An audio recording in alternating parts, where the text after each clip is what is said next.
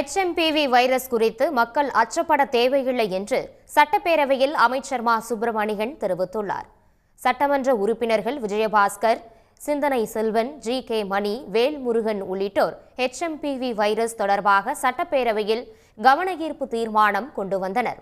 இதற்கு பதில் அளித்து பேசிய அமைச்சர் மா சுப்பிரமணியன், சீனாவில் பரவி வரும் HMPV வைரஸ் 50 ஆண்டுகளுக்கு முன்பே கண்டறியப்பட்டது என்றும் இந்த வைரஸால் தமிழ்நாட்டில் பாதிக்கப்பட்ட இருவர் நலமுடன் இருப்பதாகவும் தெரிவித்தார்.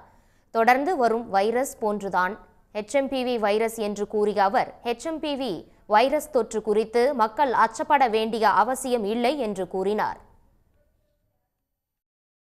இது பெரிய அளவில் ஏற்கனவே இணை நோய்கள், பல்வேறு நோய் பாதிப்பு உள்ளவர்களுக்கு இந்த வைரஸ் பாதிக்குமேனால் அது ஓரளவுக்கு தீவிரத்தன்மை அடைந்து நுரையீரல் பாதிக்கக்கூடிய அளவுக்கான பாதிப்பை ஏற்படுத்துமே தவிர பெரிய அளவில் இதனால் பதட்டப்பட வேண்டிய அந்த அவசியம் என்பது இல்லை. சுவாச நோய் தொற்றுகள் தானாகவே குணமடையும் என்கின்ற வகையில்தான் மருத்துவ வல்லுநர்கள் இதற்கான எந்த சிறப்பு சிகிச்சைகளும் தேவையில்லை என்றும் சொல்லப்பட்டிருக்கிறது. குறிப்பிட்ட இந்த வைரஸை பொறுத்தவரை எதிர்ப்பு மருந்துகள், ஆன்டி வைரல் ட்ரக்ஸ் மற்றும் இதற்கான தடுப்பூசிகள் எதுவும் இதுவரை அறிவிக்கப்படவில்லை.